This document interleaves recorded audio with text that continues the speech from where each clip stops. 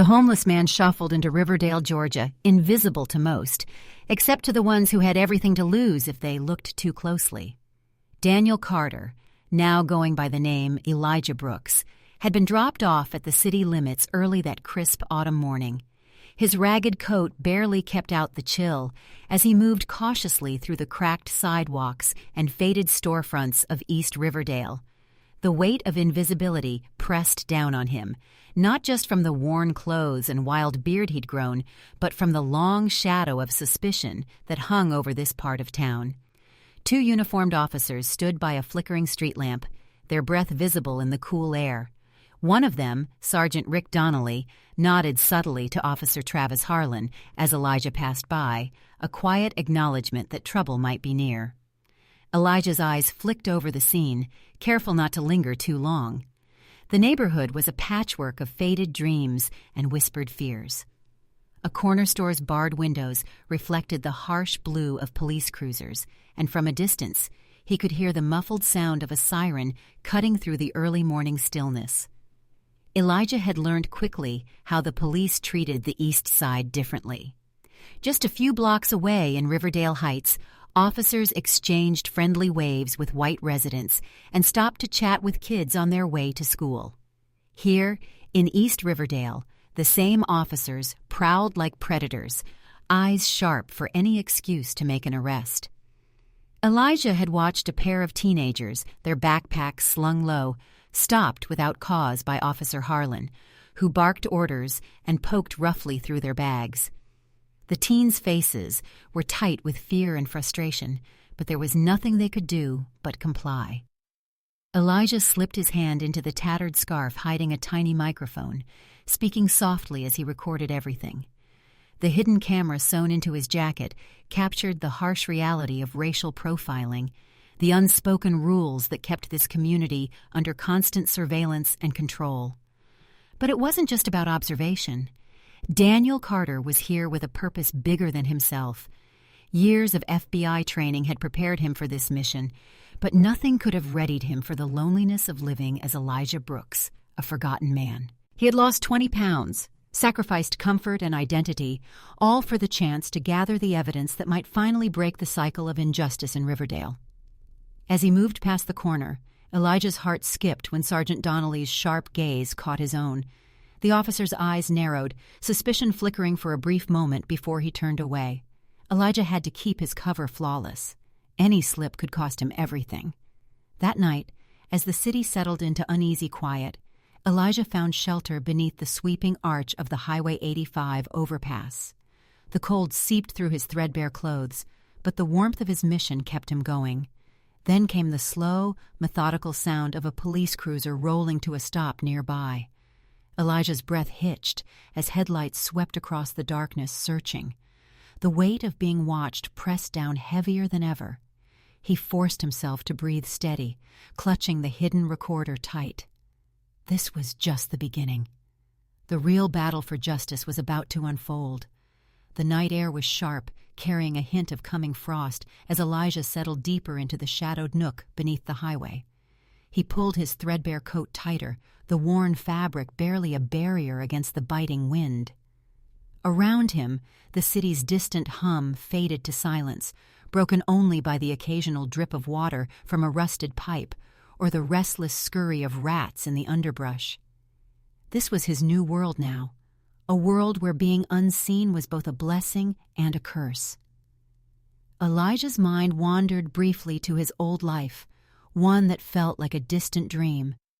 Daniel Carter, FBI agent, decorated and respected, had become a ghost swallowed by the streets of Riverdale. The transition had been brutal. The clean shave replaced by a wild beard, the athletic frame reduced to gauntness. Yet every scar, every sleepless night, every whispered slur directed at him was a step closer to justice. His first days were all about learning the rhythms of the streets, where the patrol cars lingered, which neighborhoods felt safer, and where the most brazen acts of racial profiling took place. He noted how officers like Travis Harlan wore their authority like armor, cracking down on anyone who dared disrupt the carefully maintained order of the Eastern District. One afternoon, Elijah found himself near a busy intersection where a group of young black men gathered, laughing despite the heaviness that clung to the air. He watched as Officer Harlan pulled over two teenagers, demanding to search their bags without explanation. The tension was palpable. Elijah's heart tightened. The boys complied, hands raised, faces stoic, but eyes burning with quiet outrage. Elijah's recorder caught every word, every sneer, every racial slur, slipped under the breath. This was the story no one in power wanted told, the everyday terror that went unseen, unpunished. Later, he ventured to Martin Luther King Jr. Boulevard, where the Riverdale Community Outreach Center stood. The building was a splash of bright blue amid the muted tones of the neighborhood, a beacon for those forgotten by the system. Here, Elijah met Monica Reed, the woman who ran the center. Her eyes were sharp but kind, her voice steady despite years of fighting an uphill battle. "You new around here?" Monica asked the first time they crossed paths, handing him a paper cup of hot coffee. It was the first act of kindness Elijah had accepted without suspicion since arriving. He nodded, mumbling his cover story of a veteran down on his luck. Monica's gaze lingered on him for a moment, a silent assessment. "If you need a place some nights, you come find me," she said. That simple offer became an anchor in the storm. Days turned into weeks as Elijah settled deeper into his role. He learned the names and stories of those who called East Riverdale home, people battered not just by poverty, but by the constant threat of police violence. He met Samuel Porter, a grieving father who had lost his son to a shooting at the hands of Officer Harlan. Samuel's pain was raw and unyielding, a reminder of the stakes beyond the case files and surveillance. Elijah recorded Samuel's testimony carefully, knowing that every word might one day help secure justice. But trust was fragile. Suspicion was everywhere. One night, as Elijah rested on a bench near the outreach center, he caught a glimpse of Sergeant Donnelly watching from a distance, his eyes never leaving Elijah's figure. The silent message was clear: Elijah was being watched. The tension tightened with every close call. Once, Elijah nearly got caught while recording a conversation about evidence tampering within the police department. Another time, he narrowly avoided arrest when an officer recognized his gait, but was distracted by a sudden commotion. Through it all, Elijah reminded himself why he was here. This mission wasn't just about uncovering corruption. It was about restoring dignity to a community shattered by fear. Despite the dangers, Elijah found moments of humanity. He shared meals with the homeless veterans huddled around fire pits, exchanged stories, and offered a listening ear.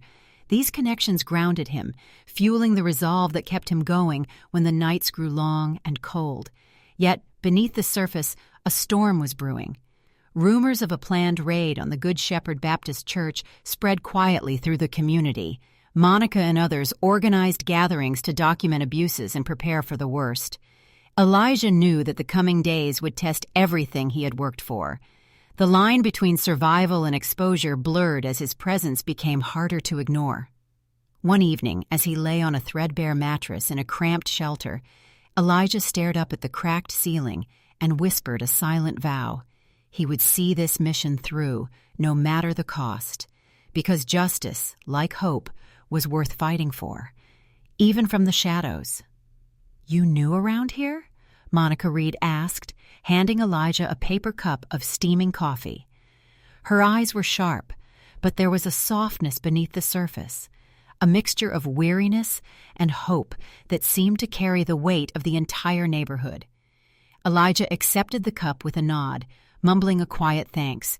The warmth seeped through his worn gloves, a small comfort against the early winter chill biting through Martin Luther King Jr. Boulevard. The outreach center behind her was a splash of bright blue against the muted colors of East Riverdale, a beacon for those overlooked by the world.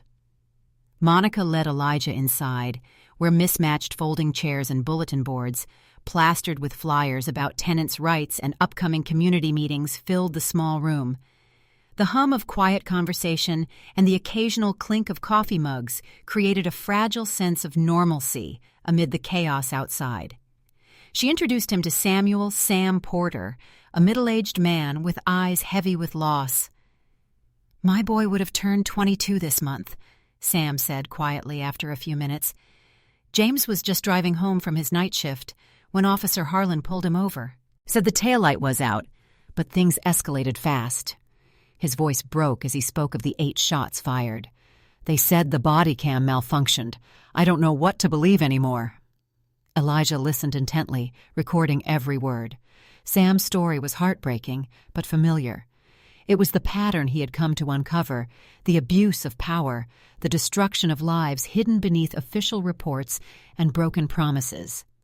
As the afternoon wore on, more community members trickled in, each with their own story of harassment, false arrests, and the constant shadow of fear.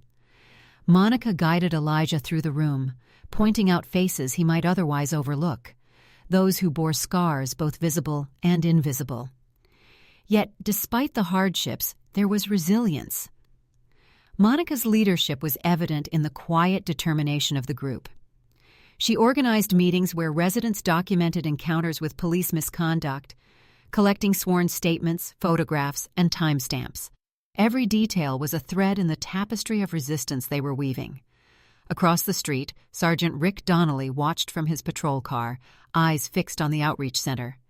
Elijah noticed the tension in his posture, a mix of suspicion and contempt. It was clear that the authorities viewed this center not as a sanctuary, but as a threat. Later that evening, as Elijah walked the cracked sidewalks, he reflected on the fragile trust forming between himself and the community. Monica's cautious kindness was a lifeline, but he knew the stakes were high. The police were tightening their grip, and the planned raid on Good Shepherd Baptist Church loomed like a storm on the horizon. He pulled his coat tighter, the microphone hidden beneath the folds, catching every whisper of the night. For Elijah Brooks, the line between friend and foe was razor thin, and every step forward was shadowed by danger. The days that followed felt like walking a tightrope with no safety net. Elijah spent long hours at the outreach center, watching Monica as she worked tirelessly to keep the community organized and hopeful. She was a constant amid the uncertainty, her voice steady even when the weight of the world threatened to crush her spirit. Elijah met more faces, some wary, some weary, all carrying stories that chipped away at the illusion of fairness in Riverdale's old Mrs. Jenkins, who spoke softly about her grandson arrested for loitering and held for days without charge. Young mothers who feared letting their children play outside, fathers who had been stopped and searched so many times they counted the encounters like badges of dishonor. Every story was a thread woven into the tapestry of injustice Elijah was unraveling, and every connection he made strengthened his resolve, but suspicion trailed him like a shadow. Donnelly's gaze never left the outreach center, and Elijah could feel the tension mounting. He noticed officers swapping knowing glances, whispers about that homeless guy who seemed to appear wherever trouble brewed. Despite the danger, Elijah found moments of unexpected warmth. One cold evening, Monica took him aside after a meeting. "You're not like the others," she said quietly, her eyes searching his face. "You listen. You care. That means something here." Elijah nodded, the weight of his deception heavy on his heart. He couldn't tell her the truth, not yet. The mission demanded secrecy, even when the cost was personal. Then there was Sam Porter, whose grief was a palpable thing, like a living shadow in the room. Elijah spent hours talking to him, recording stories of a son taken too soon, a family torn apart by lies and silence. Sam's hope for justice was thin but unyielding, a fragile ember Elijah was determined not to let die. As winter deepened, the community braced for the coming storm.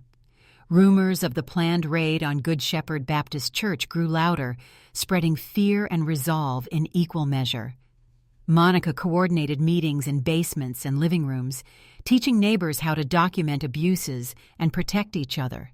Elijah listened, recorded, and planned. His every move was careful, measured, One wrong step could shatter the fragile trust he'd built, or worse, cost lives. One night, while walking the streets alone, Elijah caught sight of Donnelly's patrol car slowly circling the block. His heart quickened. The dance of suspicion was tightening around him. He ducked into an alley, breath steady despite the pounding in his chest. The mission was far from over, and every moment counted. Elijah Brooks was becoming more than a disguise. He was becoming a symbol of hope, a silent witness in a town where voices were too often silenced. Officer Travis Harlan's baton came down hard on someone who dared to ask for a warrant. The alleyway near the basketball court was slick with late afternoon rain, the pavement shining beneath a gray sky that threatened more storms. Jamal Price, a high school athlete with bright eyes and a quiet confidence, was just walking home from practice, his gym bag slung over one shoulder. He hadn't done anything wrong. But in East Riverdale, innocence was no shield. Harlan's patrol car screeched to a halt beside Jamal. "Where you headed, boy?" the officer demanded, stepping out with a glare that brooked no argument. Before Jamal could answer, Harlan barked an order to empty his bag and submit to a search. Jamal's hands rose slowly, the muscles in his jaw tightening. "I'm going to need a warrant for that, sir," he said respectfully but firmly. The words hung in the damp air, bold in a place where defiance was often met with violence. Harlan's eyes narrowed. "You think you're smart, don't you?" Before anyone could react, Harlan's baton cracked against Jamal's legs, sending him sprawling to the ground. The sound echoed off the alley walls, sharp and unforgiving. Elijah Brooks, hidden just beyond the corner, tensed as he watched the scene unfold. He knew intervening directly would blow his cover, and with it, the chance to bring the entire corrupt system down.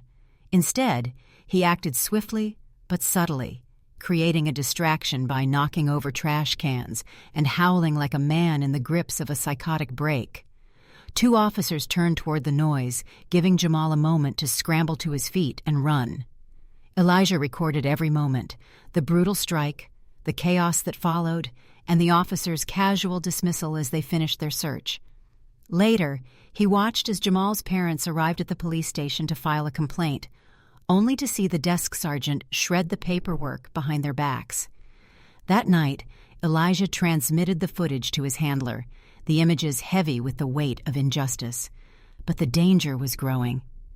A slow-moving, unmarked cruiser began circling the block where Elijah slept, its headlights cutting through the darkness. The net was tightening. Elijah stayed low in the shadows, heart pounding as Jamal disappeared around the corner. The night was thick with tension, the kind that settled deep into your bones when injustice was as routine as the air you breathed. The sounds of the city faded into a dull roar as Elijah moved quietly away, clutching his hidden recorder tight.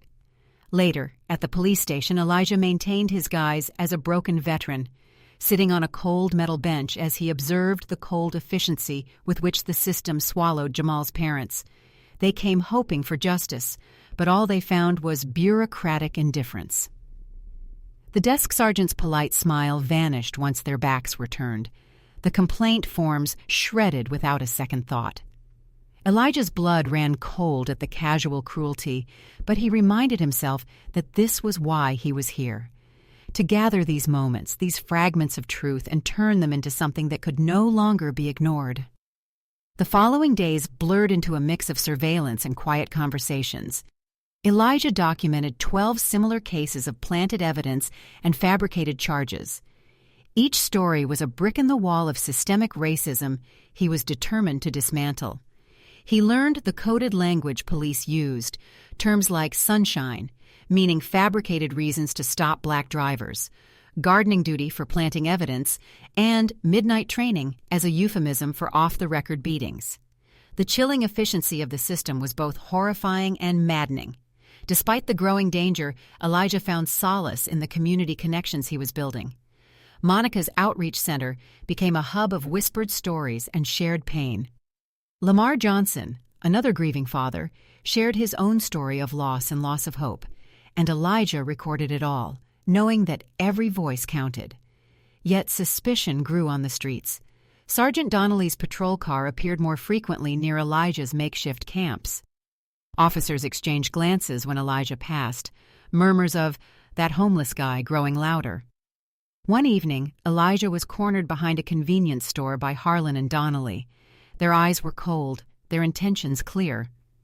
"You know what, Elijah?" Donnelly sneered, tapping his baton against his palm. "You seem to turn up everywhere interesting."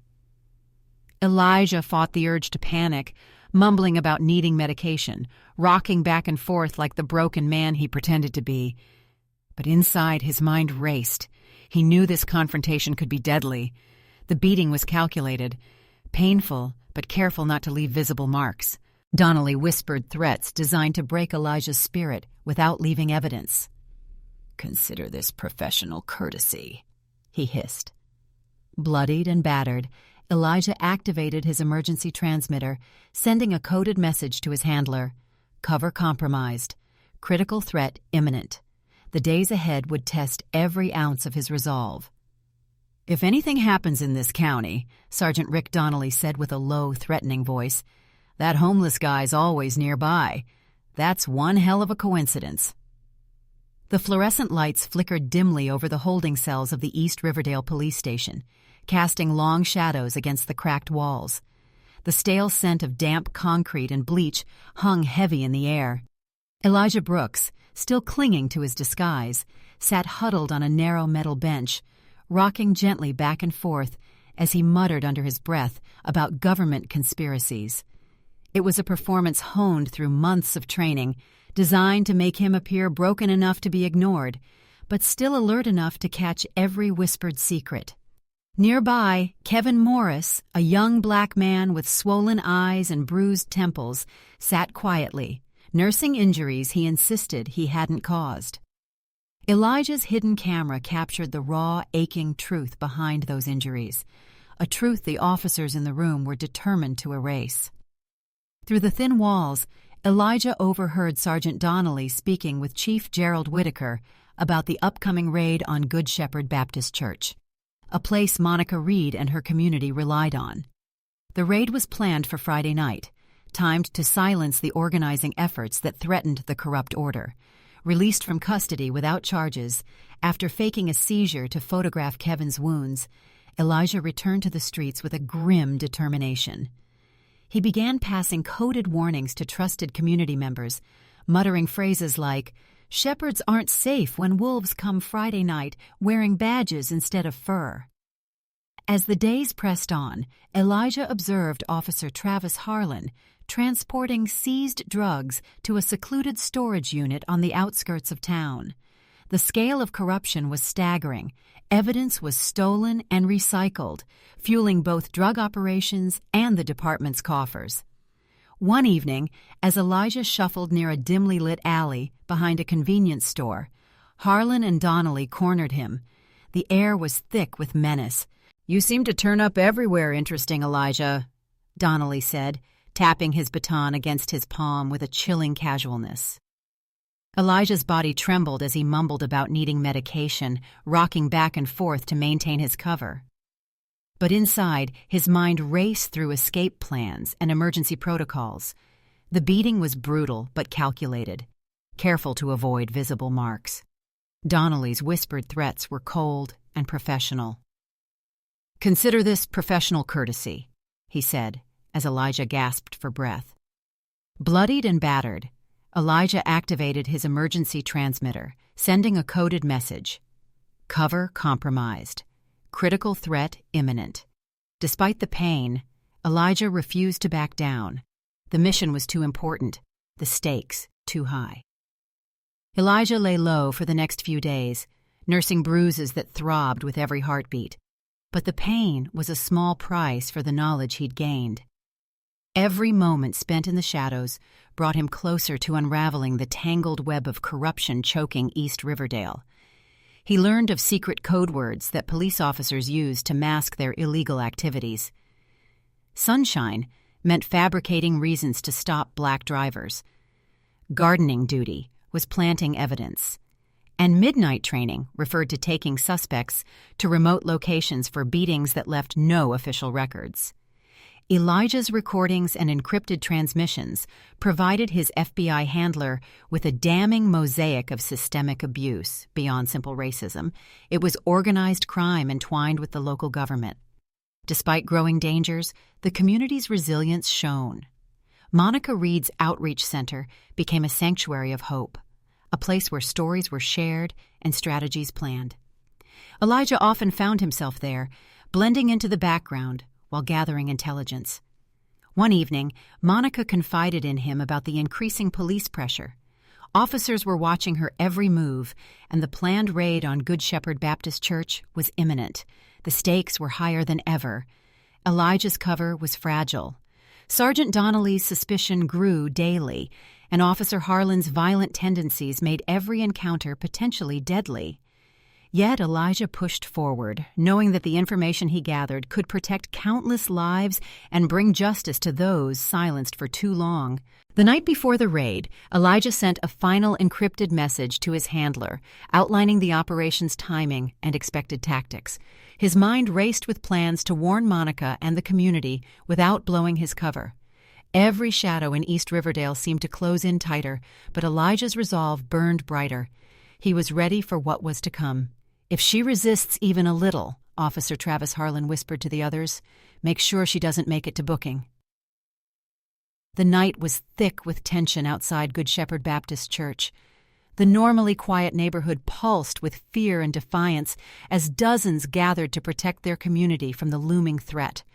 Flashing lights from police vehicles cast eerie shadows on the brick walls, and the low murmur of voices was punctuated by the occasional shout. Elijah Brooks, no longer just a homeless veteran, but now a man ready to reveal the truth, positioned himself near the church's entrance, his ragged disguise replaced by the crisp lines of an FBI agent, his voice clear and commanding. "FBI, get down!" he shouted, tackling Monica Reed to the ground just as Officer Harlan raised his weapon. Chaos erupted. Officers in riot gear stormed in, their shouts drowned out by the gasps and cries of those caught in the crossfire. The element of surprise was theirs. The FBI had been waiting for this moment, executing federal warrants that reached into every dark corner of the corrupt system. Chief Gerald Whitaker was taken into custody as he desperately tried to delete files in his office. Sergeant Rick Donnelly was apprehended trying to flee through a side exit. Judge Alan Mercer and Mayor Frank Daly were handcuffed amid frantic attempts to destroy evidence. Amid the turmoil, Elijah personally placed Officer Harlan under arrest, reading him his rights as the man who had caused so much pain stared back in stunned disbelief. Yet the night was not without its shadows. Lieutenant Mark Ellison, the man who managed the evidence room and had systematically erased footage, had vanished just before the raid, slipping through the net in a desperate bid to destroy the last threads of truth. As the community watched, hope flickered through the darkness. Monica, bruised but unbroken, met Elijah's gaze. The mission was far from over, but a long-awaited reckoning had begun. As the dust settled outside Good Shepherd Baptist Church, Elijah found himself navigating the chaos with the precision of a seasoned agent.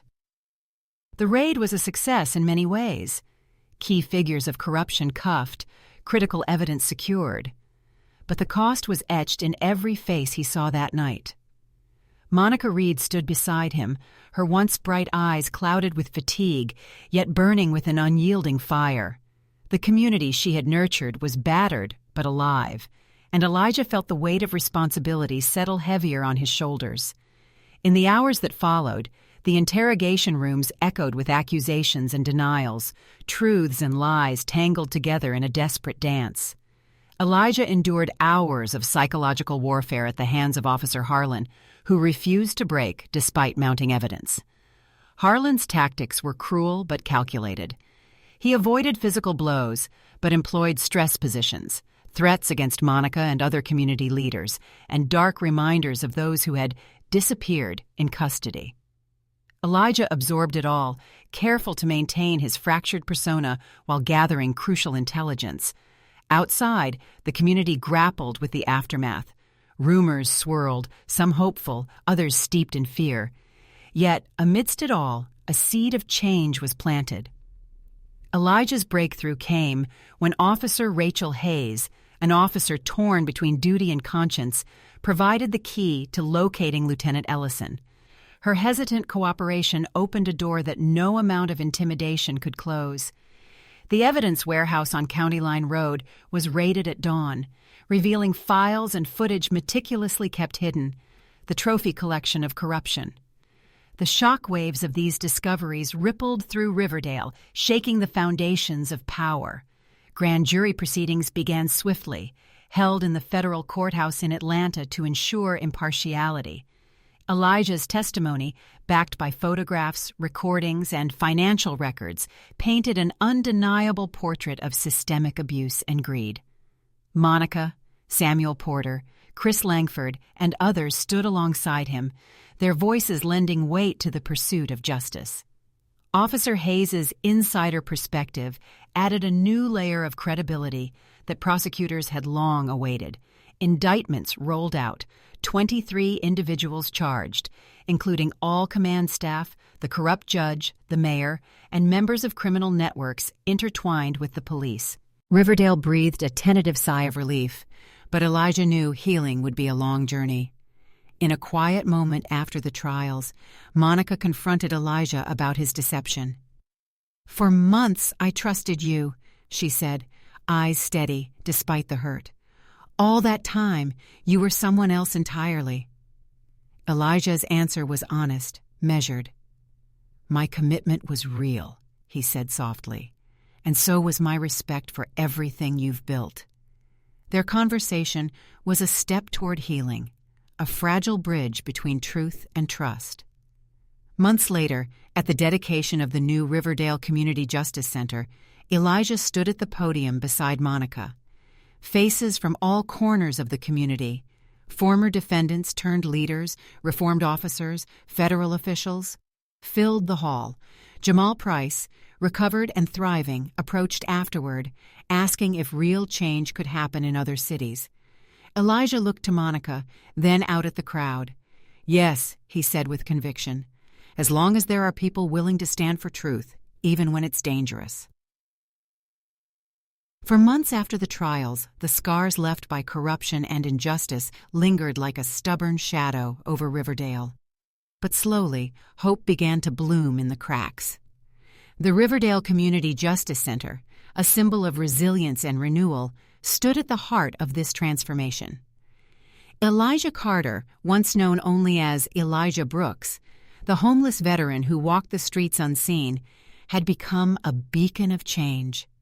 Now dressed in his FBI uniform, his presence was no longer invisible, but embraced by a community reclaiming its dignity. Monica Reed stood beside him, her steady hand a reminder of the strength born from struggle. Together, they worked to build systems that would prevent the abuses of the past from ever taking root again. Their partnership, born from difficult truths and shared purpose, had evolved into something deeper, a bond forged in the fires of adversity. At a private meeting in the community center, Monica's voice carried the weight of hard-won wisdom. "We've been through hell," she said softly, "but the future is ours to shape. We will hold those in power accountable, not just today, but every day." Elijah nodded, recalling the long nights spent undercover, the sacrifices made, and the lives touched. "Justice isn't a destination," he replied. "It's a journey, a daily choice." The community had faced displacement, broken families, and fear, but they had also found unity and purpose. New programs were launched to train community organizers and law enforcement together, bridging divides and building trust. Elijah's new role as the leader of the FBI's Civil Rights Division gave him a platform to carry lessons learned in Riverdale across the nation. He traveled to cities facing similar struggles, sharing strategies, and advocating for systemic change. Yet despite the progress, the memory of those lost and the wounds left behind never faded. At town hall meetings and vigils, stories were told and promises renewed. On a crisp autumn day, 3 years after Elijah first stepped into Riverdale as a forgotten man, the community gathered to dedicate a new monument honoring those who fought for justice. Among the crowd was Jamal Price, now a college student on a scholarship, whose questions summed up the collective hope. Do you think other cities can do what we did here, make real change happen? Elijah looked to Monica, then out at the faces around him, faces marked by struggle but bright with determination. Yes, he said, his voice carrying the certainty of experience. As long as there are people willing to stand for truth, even when it's dangerous, as long as communities refuse to be divided, justice isn't just an ideal. It's something we build together every day through countless acts of courage. The dedication ceremony was more than a gathering. It was a testament to survival, to resilience, to the unbreakable spirit of Riverdale. Families who had once lived in fear stood shoulder to shoulder with activists, law enforcement officials committed to change, and federal agents who had risked everything for justice. Elijah looked out over the crowd, his eyes lingering on faces marked by hardship, yet shining with hope. The Community Justice Center behind him was a symbol of rebirth, a place where past wounds could begin to heal and where future generations could find refuge and support. Monica Reed stepped up to the podium, her voice steady and strong as she spoke of the long road they had traveled. We faced darkness that seemed impossible to overcome, she said, but together we reclaimed our community. We showed that even in the face of overwhelming odds, truth and justice can prevail. Her words resonated deeply with everyone present, a reminder that their struggle was far from over, but that progress was real and tangible. After the ceremony, Elijah and Monica walked through the center's halls, now bustling with life. Children in after-school programs, adults attending workshops on tenant rights, and elders sharing stories in quiet corners. It was a community coming alive, stitched back together with care and determination. Their conversation turned to the future. There's still so much to do, Monica said, her brow furrowed with the weight of responsibility. The systems we fought against didn't disappear overnight. We have to stay vigilant. Elijah nodded. That's why I accepted the leadership of the FBI's new Civil Rights Division. We can't just react to injustice. We have to prevent it. Educate, train, and hold accountable. Their partnership had grown beyond professional boundaries, rooted in mutual respect and shared purpose. Though their journey began with deception and guarded trust, it blossomed into something honest and enduring. As the sun dipped below the horizon, casting the community center in a warm glow, Elijah reflected on the path that had led him here, from a lonely man in tattered clothes to a leader fighting for justice on a national stage. He thought of Jamal Price, who stood with his mother in the crowd that day, a young man whose future was no longer shadowed by fear. The question Jamal asked echoed in his mind, could other cities change like Riverdale? Elijah's answer remained firm. Yes, because change doesn't happen overnight, and it's not just about laws or arrests, it's about people willing to stand up, speak out, and support each other. Change is built one courageous step at a time. In the months that followed, Elijah traveled across the country, sharing the lessons of Riverdale, advocating for communities facing similar battles, and working to build bridges between law enforcement and the people they serve. Back home, Monica continued to lead, her voice a steady beacon for Riverdale's ongoing journey toward justice and healing. Their story was a reminder that even in the darkest times, hope could be found, and that true justice was not just an ideal, but a promise, one that required courage, compassion, and unwavering commitment from all of us. In the quiet moments after the storm has passed, what lingers is not just the memory of hardship, but the gentle strength of a community rising from its shadows.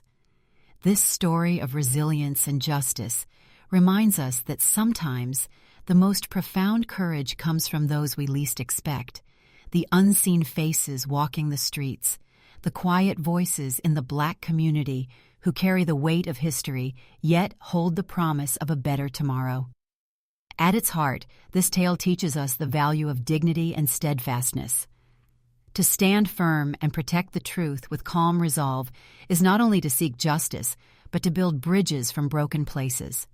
It is a call to honor every voice in the Black community, to recognize that beneath appearances lie stories of struggle, hope, and humanity that deserve to be heard and respected. Just as a single candle can cast away shadows, so can one act of courage illuminate paths for generations.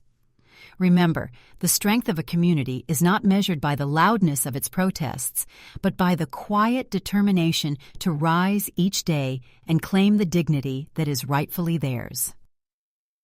Like the Black community in this story, we all have the power to change our world, not through grand gestures alone, but through countless small acts of grace and truth. These are the steady hands that heal, the voices that unite, and the hearts that refuse to be broken. Take a moment to reflect on the lessons shared here. How often do we overlook the courage of those who walk among us, hidden by circumstance or judgment? What would happen if we looked deeper, listened closer, and chose empathy over assumption? If this story resonates with you, consider passing its warmth to someone who might need it. A reminder that justice and compassion often come from the most unexpected places, especially within the Black community. May we all carry forward this quiet strength, embracing the truth that true justice is born from respect, understanding, and the courage to see beyond the surface. Like the steady glow of a lighthouse guiding ships through dark waters, so too can our collective compassion light the way for a more just and united tomorrow.